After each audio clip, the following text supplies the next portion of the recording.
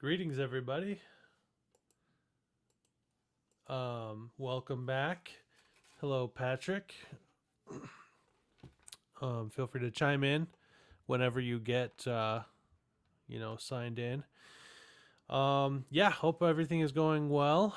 We have a few more weeks left here. This is our last true lecture that we're gonna have because after this, we're gonna start working on the final project. So while I wait for some people to get signed in, I'm going to play a song just to kind of have some music playing that will be part of our unit today of modal jazz. Oh, hey, Sam.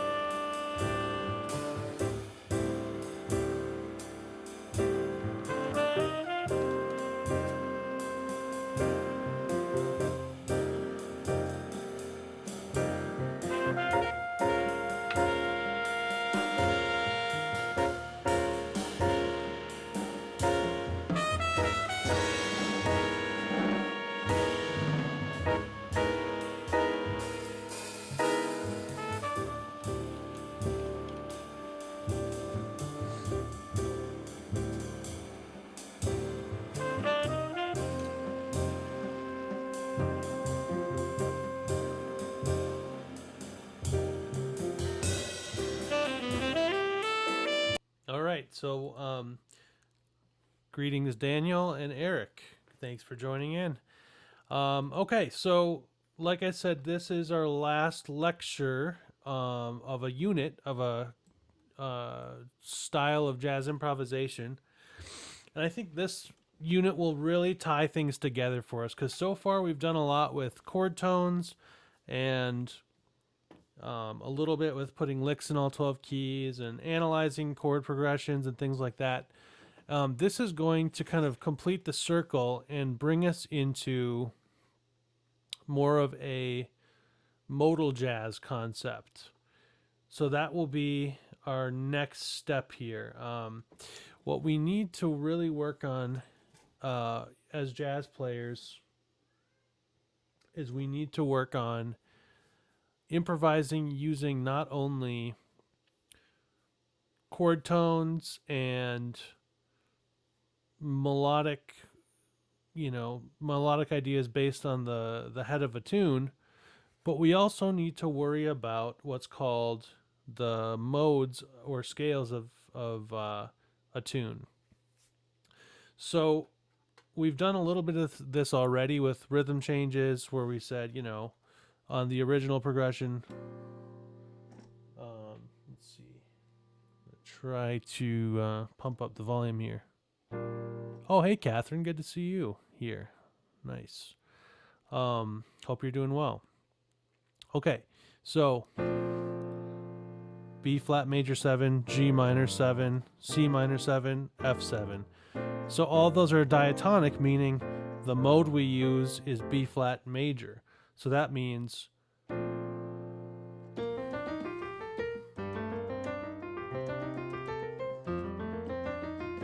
that just means we're playing the B flat major scale starting on the different roots that it goes to because all the chords are diatonic.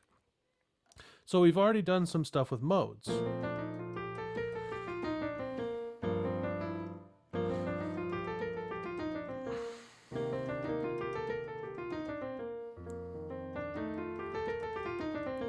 So the modal jazz movement was sort of a product of the 1960s more so than prior to that. And that doesn't mean that people didn't use modes or that modes didn't exist. In fact, modes as a style of harmonic thinking have been around since, I believe, like the ancient Greek music, where they had different modes that would have. You probably learned about this in music history if you've taken it, or you will learn about it if you haven't. But they had different what they called was it called ethos or whatever, where they had a different kind of emotion assigned to each mode, Dorian and Phrygian and Lydian and all these modes. So these are not new concepts at all. In fact, Gregorian chant and all of the ancient medieval church music from Europe, that you hear with all the parallel fourths, fifths, and octaves, that's all based on modes. So in some ways you can consider these the church modes. So this style became a prominent jazz movement in the 1960s with albums like Miles Davis' Kind of Blue, Herbie Hancock Maiden Voyage, John Coltrane's My Favorite Things, Impressions by John Coltrane. So we're going to sample a few of these things, but the overall idea here is rather than rhythm changes or a more jazz standardy tune, let's say Never Be Another You,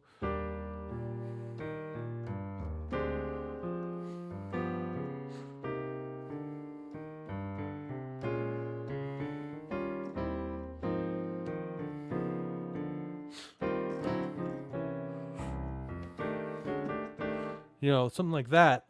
Lots of chord changes moving around all the time. In modal jazz, you're more likely to see a chord stick on one sound for a long time. So we'll get to this, but for example, Miles Davis' So What?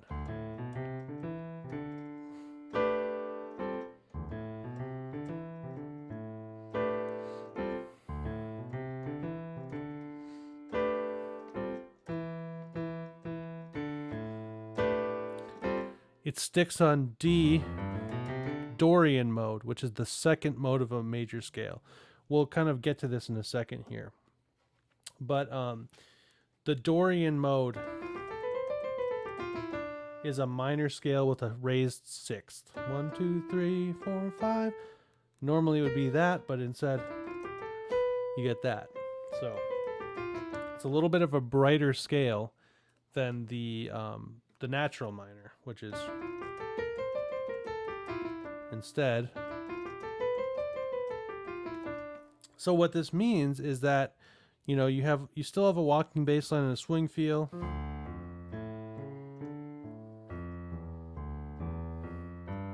But you can stick with that mode.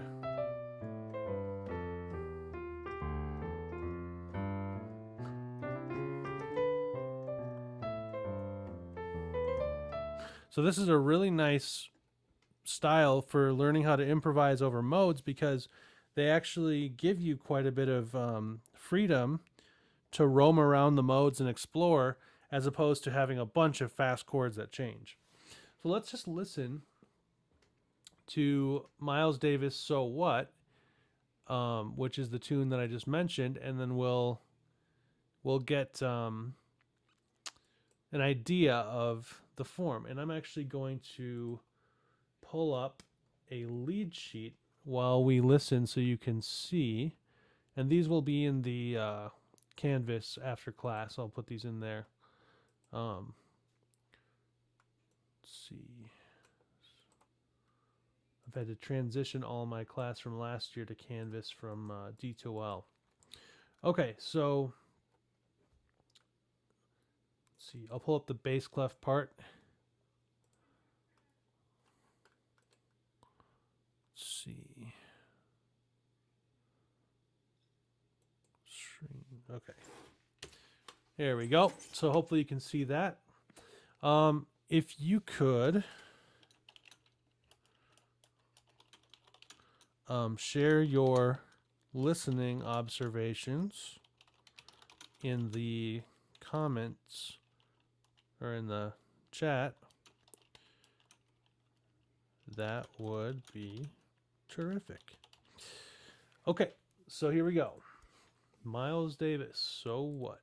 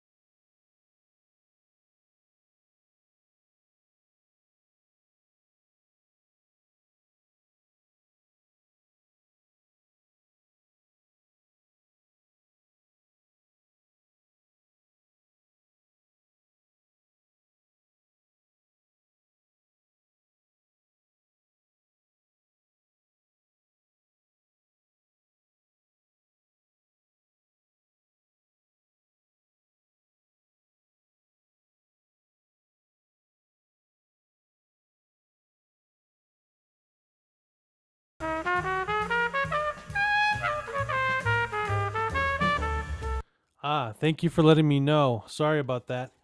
Okay, let me restart this. I'll start at the melody here.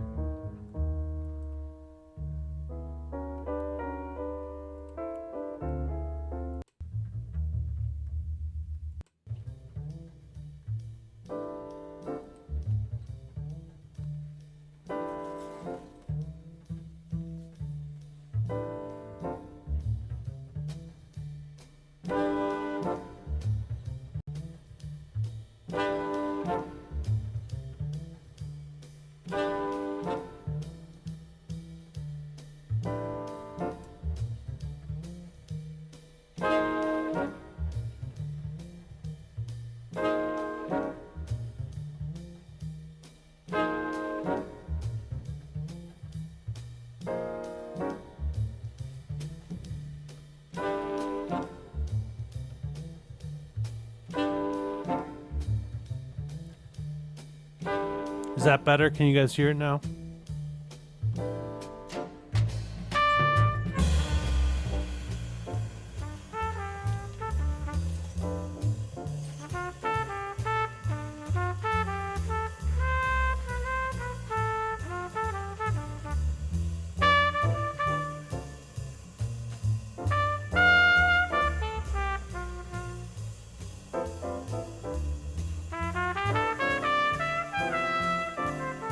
Okay, so there's the second A coming into the bridge, up a half step.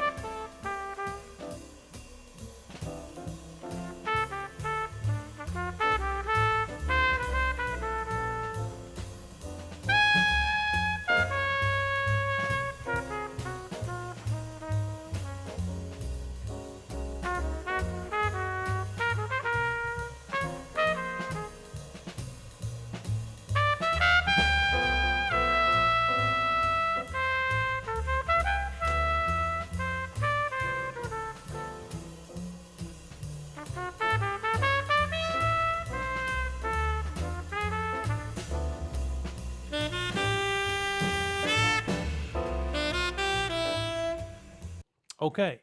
So any observations you might have had, go ahead and write them out if you have some. So the whole movement here is, you know, a bunch of the bebop and hard bop guys, Miles Davis, in this case, Cannonball Adderley, John Coltrane, Bill Evans, piano player, Jimmy Cobb on drums, who's the only living member at this in this day and age, and then who's on bass? Is it Paul Chambers? I think. So yeah, that's right. Paul Chambers on bass, and then Wynton Kelly plays piano on some of the tracks, but it's Bill Evans on this one. Okay, yeah. So Sam points out much less harmonic movement than or in piano and horns, but the bass still walks like previous styles. Exactly. So as you can see in the lead sheet, instead of having a bunch of chord changes, it's just D minor 7. Very, very simple. And, you know, the bass player is just walking up and down that D minor sound. And then for piano, you could just play. Obviously, there's more going on than just that, right? He's not just playing the 1, 3, 5, and 7. But the beauty of the modal jazz style is that you have the potential to do much more with chord voicings that are more dense and colorful, and that you have more freedom. So, for example, I'm going to pull up this software program I use called MainStage, where you can see what I'm doing on piano here. Okay, cool. So,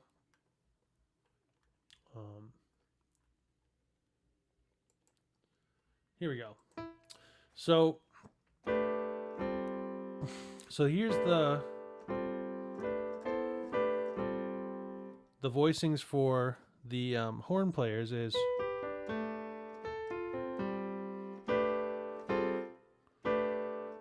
And so you can see those are all on the white keys, or the notes of the C major scale, which are the same notes of the D Dorian scale. So the D Dorian scale is, because we'll get into like the broader concept of modes, but essentially a Dorian scale is a major scale starting on the second note. So a C major scale starting on D would be a D Dorian scale. So all natural keys, no sharps or flats. So all of these voicings are in that.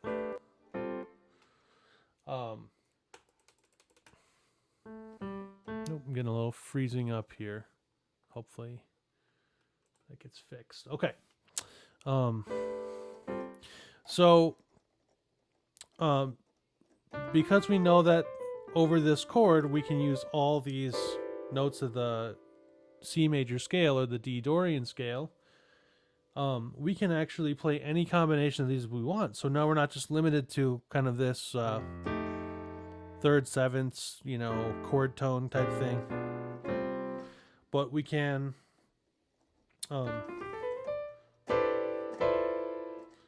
do all sorts of other fancy chord movements.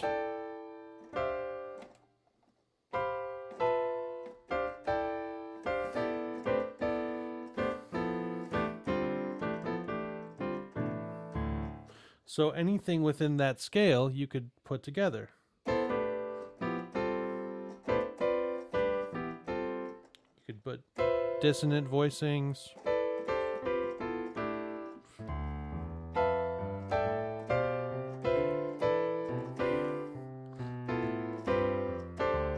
So you see where I'm going with that. So you have a lot more freedom. You're not just limited to this sort of like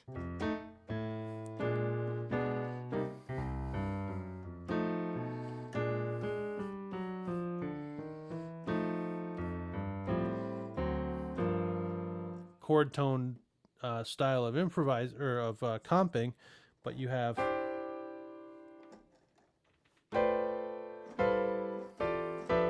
these more kind of what we'd call pan-diatonic voicings, where you can use all the notes of the scale.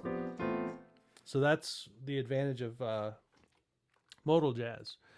So so then it just goes up a half step, and now we're in the key of E flat Dorian, which is the second scale degree of D flat major. So E flat Dorian, E flat minor 7, shares a key signature with D flat major. So we're in 5 flats. But we're going to start on E flat. So then we're just going to stick with notes of that key. Now, as you'll see, that becomes a little trickier when we're not in the key of a C major mode, because you have to mix sharps and flats, and that's a little trickier to keep track of. So that's why it actually can be pretty challenging. So then you have to kind of learn each mode and which notes are sharp and which notes are flat, but the same thing still applies. So you can kind of go through the voicings and what we call diatonic planing, which means you take the same chord shape, like a triad, and you just move it up in steps of the scale. Okay, any questions on this? Feel free to chime in. Okay, so what I'm going to do now is I want to give you a page which has the modes presented here. So right here is just a little explanation of the modes. So so there's 7 modes of a major scale, and they're notated and thought of as numbers of the scale. Excuse me. So the first mode of a major scale is an Ionian. That means major. It's C Ionian is exactly the same as saying C major, just with using the I want to say it's Greek term. I'll have to look that up. Don't quote me on that. D Dorian. So Dorian is the 2 chord. It's the 2. So now the third is Phrygian, and Phrygian is a minor scale with a flatted 2. So normally it would be, so that second scale degree is flat, which creates a little more of a dissonant sound to the mode. Now Phrygian is the primary mode for flamenco music in the Spanish music tradition. So, you know, if you ever hear all that kind of stuff, that flamenco style chordings, that's the Phrygian mode, which is, yeah, it's the primary sound of flamenco. Okay, Lydian is the 4th mode, and it's the brightest mode because it's a major scale with a raised 4.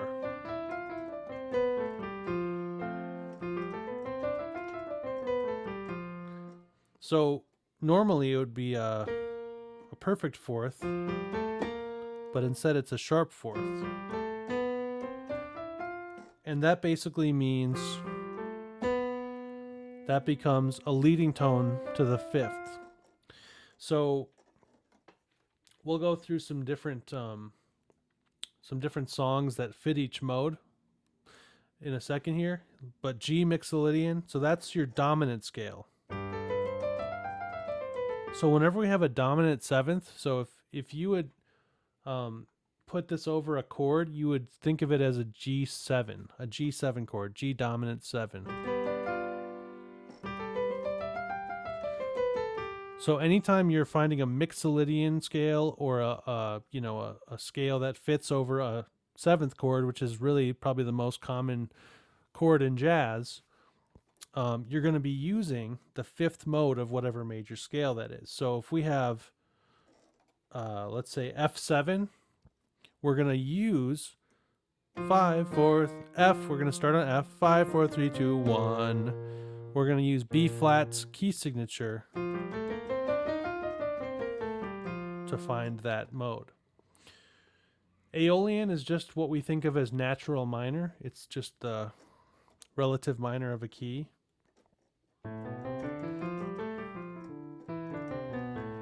And then Locrian is the darkest of modes because everything that can be flat is flat.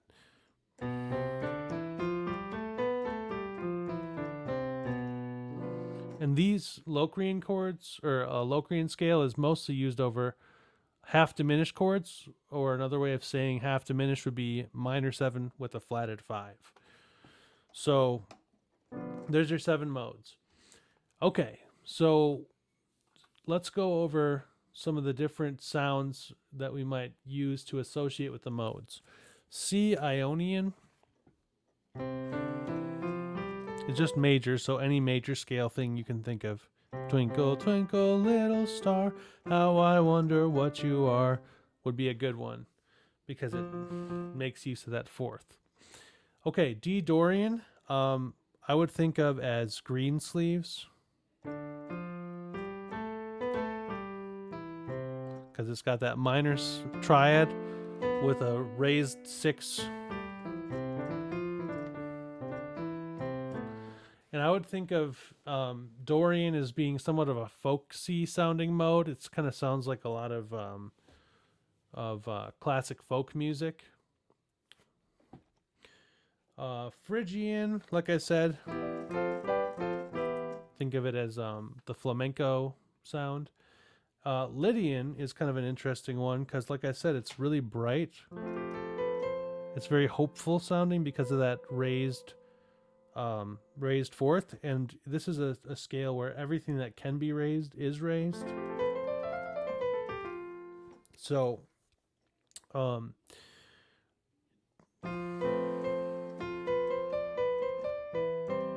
that's West Side Story, Maria. That would be one example. Another would be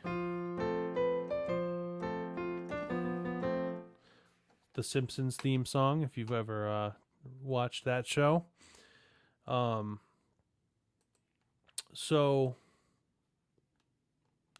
there's a lot of unique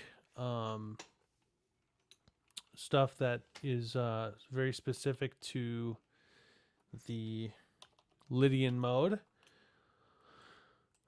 I'm trying to think if there's anything else. Okay. And then Mixolydian. Let's see. I'll just think of it as kind of the barbershop quartet, you know.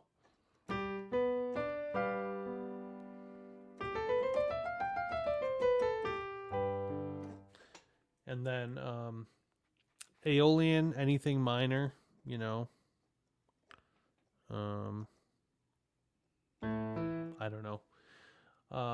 You can think of your own minor examples. And then Locrian doesn't really have a great super popular reference that I know of. So whatever, we're not as concerned about that one. But to me, what's interesting is if you ever listen to that song from the early or like mid 2000s, this was when I was in high school. So it was really popular when I was younger. But the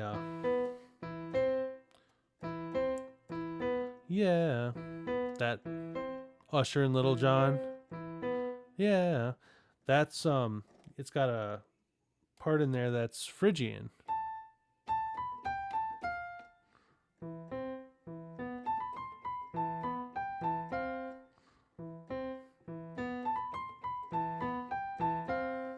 So it's got that flat 2 on a minor.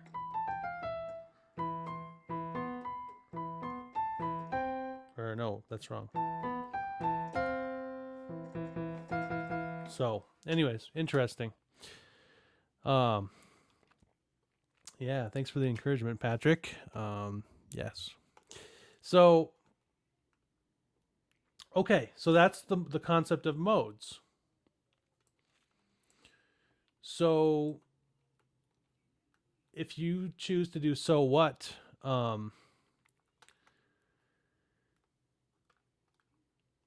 then you have basically just one basic choice over this, which is Dorian. So, you know,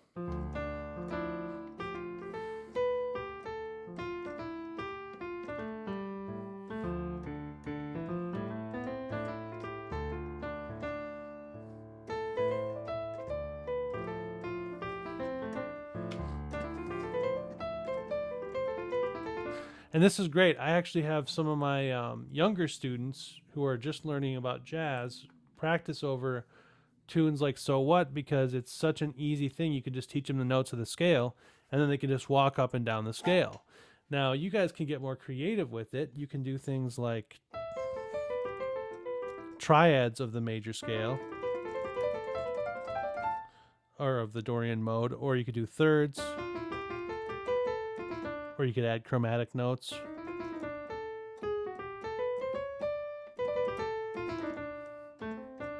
So, you know, there's all sorts of other things you can do in addition to just running up and down the scale, but that's a really good starting point for younger students. And then you can get them used to the idea that it's changing scales, you know, so you can have them go.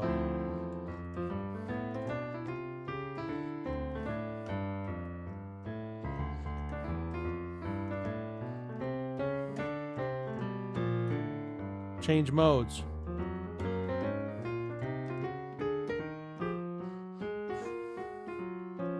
You know, so it's good to get students learning the concept of how to put a mode over a change. So there's that. Let's listen to a couple other examples. Okay, any questions on this? A lot of this may be familiar to some or all of you. Let's listen to. So this is a contrafact. We did the contrafact assignment for last week.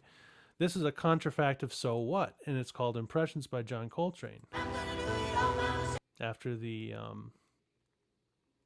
Art Grid stock footage advertisement finishes. Here we go.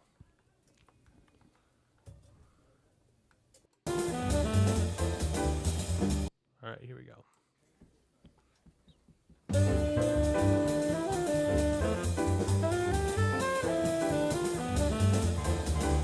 So this is in D minor.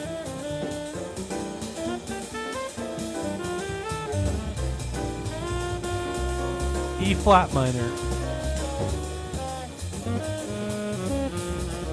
Back to D minor.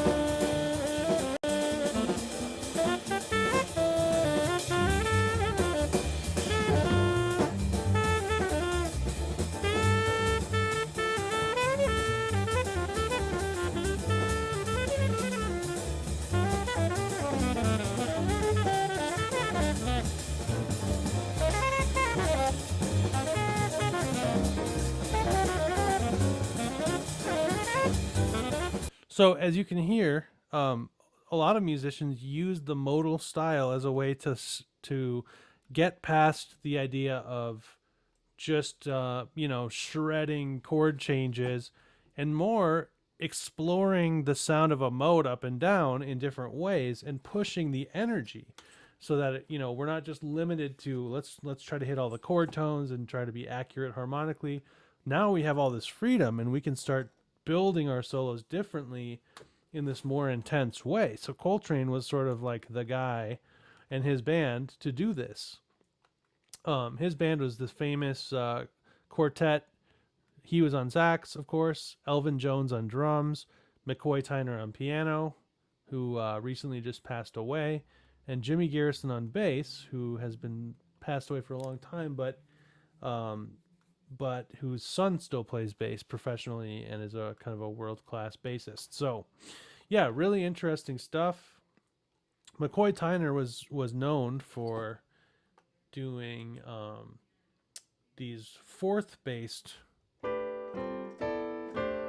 voicings.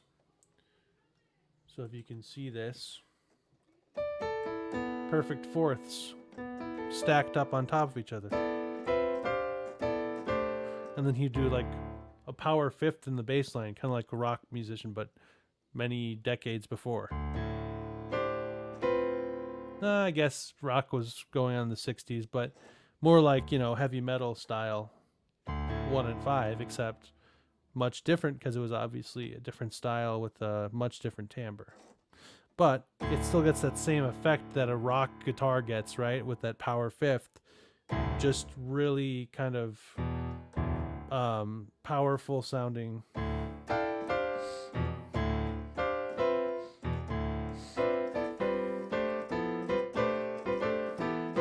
So you can really push the energy that way. So we're gonna listen. Well, let's listen a little bit to this.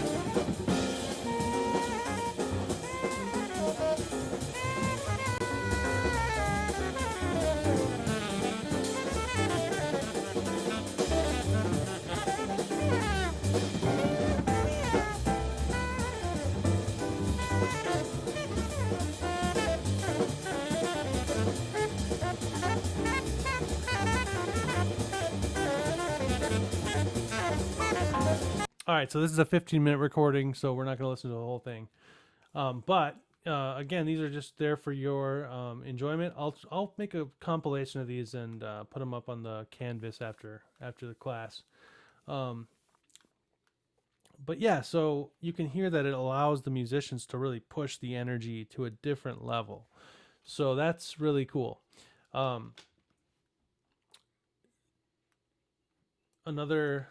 Here's another example of this sort of Coltrane, intensity type thing. But this one's interesting because it's my favorite things from Sound of Music, which was originally like kind of a nice orchestral, Broadway tune. And he takes it and makes it into this more kind of grittier, dark sounding thing. So let's just listen to that. And of course, he makes it very simple harmonically. So you can hear there's that power fifth in the piano, like I mentioned.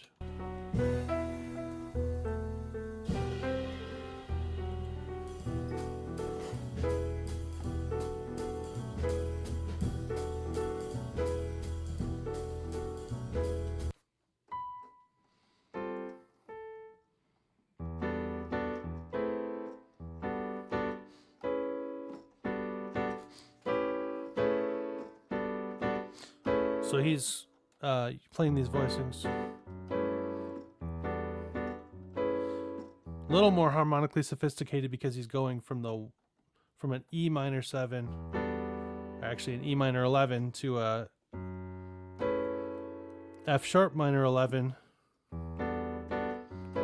So it's not quite as slow of a chord progression as So What, but it's so repetitive that it feels like it's slow. because it doesn't go anywhere besides that, so it still feels modal.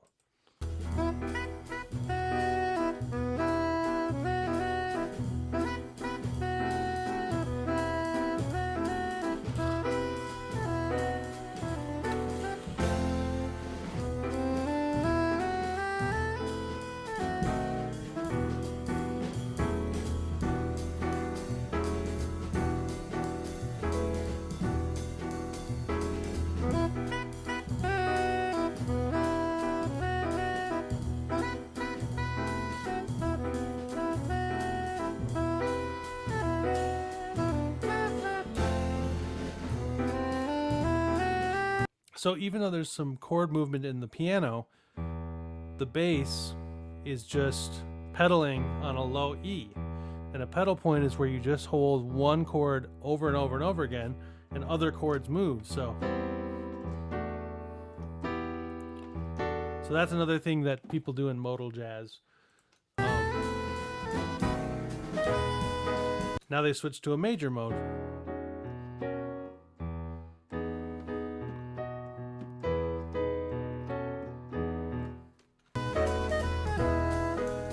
So I think you get the idea, and then I'll just play a little bit of the solo section.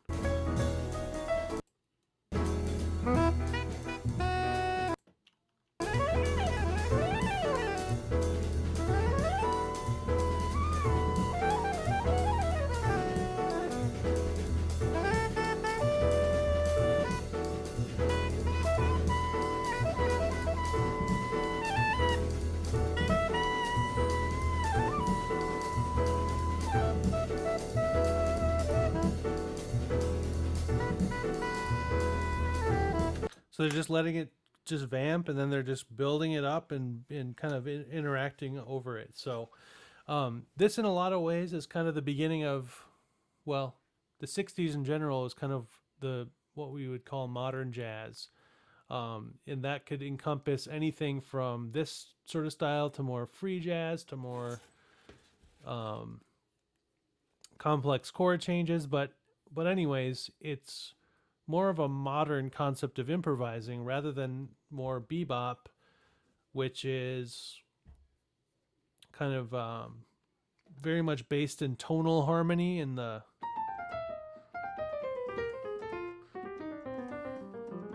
lot of chord changes moving.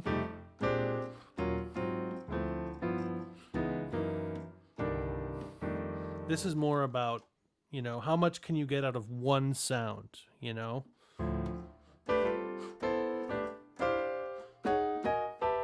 so how much can you develop one singular sonic universe at a time. Here's another example that's a little more laid back. This is Herbie Hancock's Maiden Voyage with Freddie Hubbard on trumpet, George Coleman on tenor sax, Ron Carter on bass, Tony Williams, Anthony Williams, is known as Tony Williams on drums, and Herbie Hancock on piano.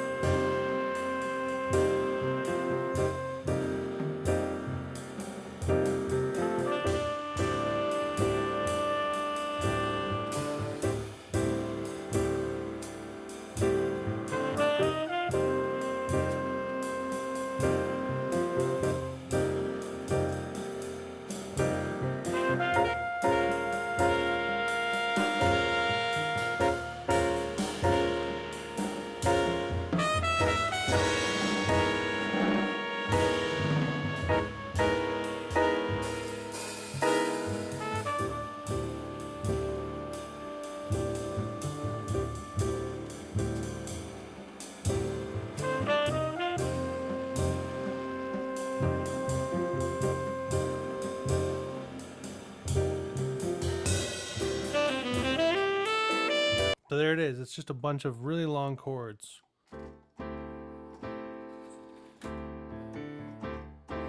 like basically a D sus4 with the 7th, so D7 sus4, F7 sus4. So it's just, I think it's just 3 chords. I can't remember off the top of my head, but yeah, very much just staying in one place for, you know, quite a long time, and then, you know, as an improviser, then you can go.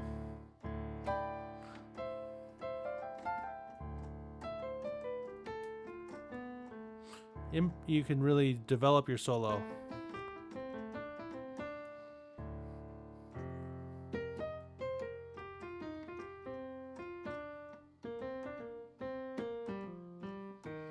Etc.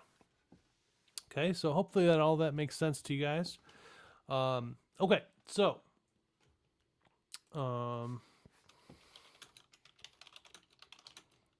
so I'm just going to type a little thing in the chat. Any questions about modes?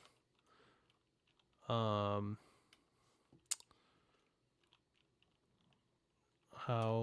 they're used, and then you can go ahead and you know, send them my way if you have any.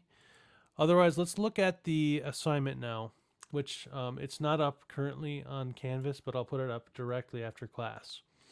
So the timeline on the old syllabus is wrong, but this is essentially the same assignment. So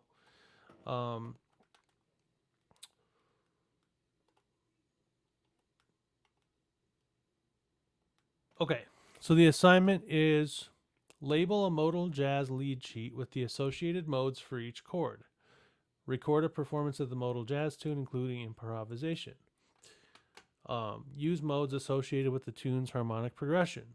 Okay, so if this were so what, we would essentially label this section as a D Dorian, and that's what we would do. Then we would label this whole section as an E flat Dorian, and then we'd label this whole section as a D Dorian. So pretty simple. If you wanted to do something a little more complex, let's see, a tune like Footprints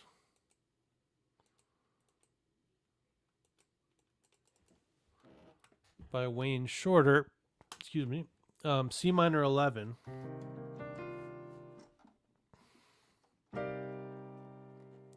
So that C minor 11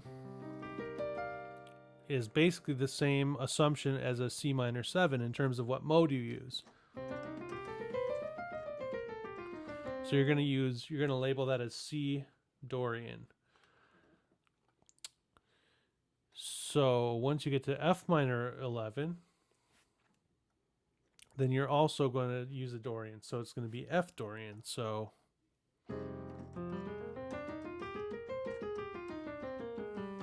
you'll label it that way. And then once you get to these modes, now this is a little trickier. So if you choose to do a tune like this, maybe it's a little more of an advanced choice. But for something like F7 sharp 11, we're going to spell it an F7 chord. So we'll use the in parentheses here, that one, to start off with. And then we're going to go up to the 9th and the 11th, because that's essentially what you do to get to the 11th is you go all the way up through the 1, 2, 3, 5, 7, 9, and 11. So you go through all the chord tones along the way.